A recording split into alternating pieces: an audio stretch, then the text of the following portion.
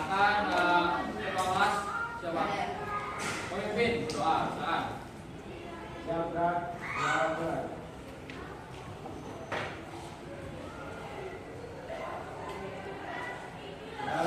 Oke, terima kasih. Semoga apa yang kita panjatkan dapat bermanfaat bagi kita dalam memahami materi cukup panjang pada pagi hari ini. Oke.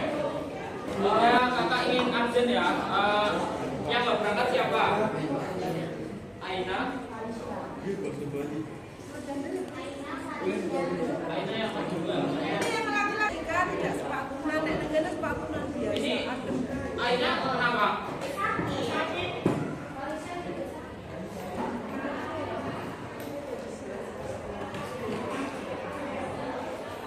Oke, baik. Teman-teman, pada pagi hari ini kita akan membahas mengenai alat ukur pajak. Tapi sebelumnya kakak mau refleksi ke belakang terlebih dahulu. Di pertemuan terakhir kita sudah membahas tentang apa?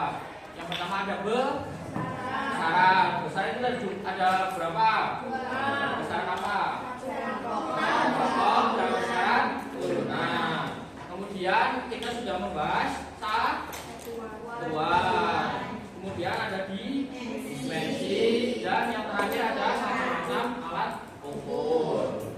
Nah, kemarin kakak menampilkan 3 alat ukur apa aja. Yang pertama ada jangka sorong, kemudian yang kedua ada mikrometer, stroke, dan yang ketiga ada neraca atau timbangan. Nah, pada pertemuan kali ini kita akan membahas mengenai alat ukur pajak. Digunakan untuk salah satu alat ukur pajak. Kemudian apabila kita mau membuat baju, celana, itu juga alat ukur apa yang digunakan? Meteran juga kan? Nah, seperti itu. Nah, kemudian tujuan pembelajaran pada pagi hari ini yang pertama, peserta didik diharapkan mampu membedakan dan menjelaskan fungsi-fungsi dari masing-masing alat ukur pajak. Kemudian yang kedua, peserta didik diharapkan mampu membaca skala dan hasil pengukuran menggunakan alat ukur panjang. Kemudian yang terakhir ada peserta didik diharapkan mampu memilih dan mengoperasikan alat ukur yang sesuai untuk mengukur suatu benda berdasarkan tingkat ketelitian yang dibutuhkan.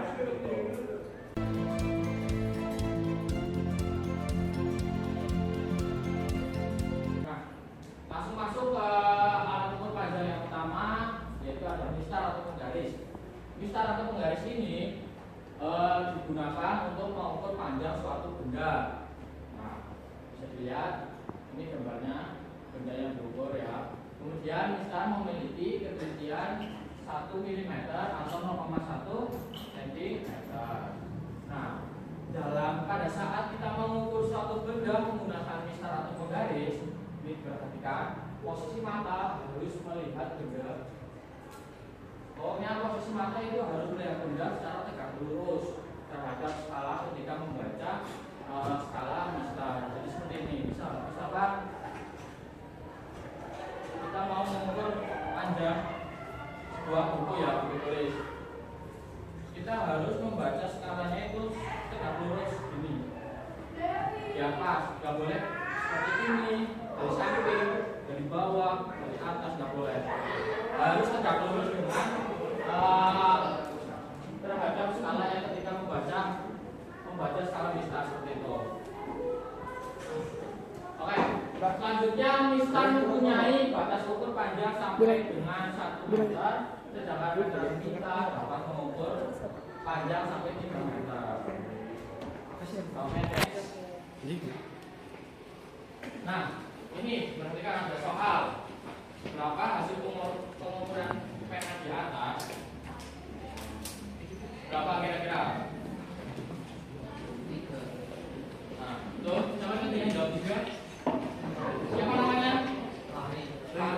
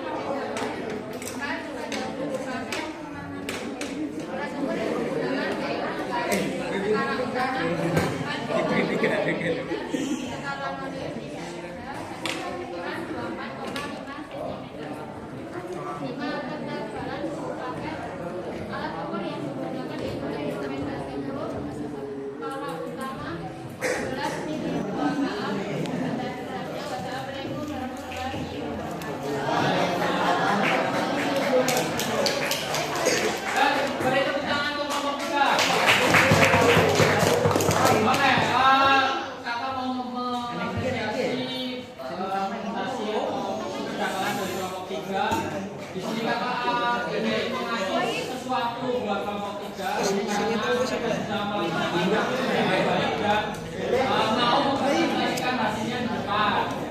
Mungkin untuk kelompok 3 jangan dilihat hasil hadiah yang kakak berikan, tapi dilihat ketulusan kakak untuk memberikan apresiasi terhadap kelompok 3. Mungkin untuk kelompok 3 jangan selamat kepada kelompok 3 mendapatkan masing-masing anak mendapatkan ST Jumbo.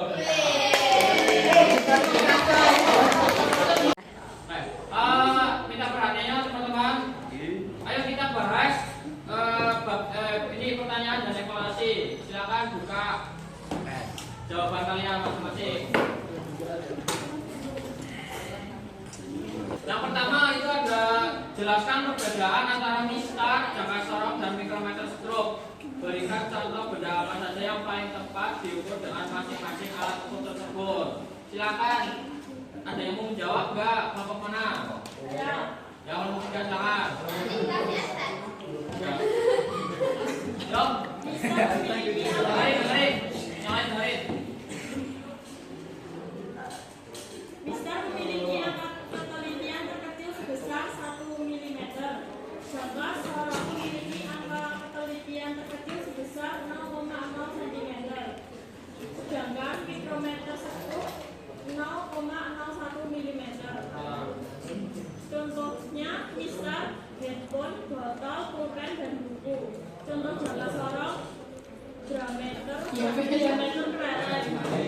Contoh mikrometer stroke ketebalan dan pada benda. Ayo tenang, kelompok 3. Betul ya apa yang dijawab oleh kelompok 3 terkait nomor 1. Kemudian laporan terhadap ketebalan sebuah buku paket menggunakan mistar dan jangka sorong. Kemudian kalian bandingkan pengukuran kedua alat tersebut.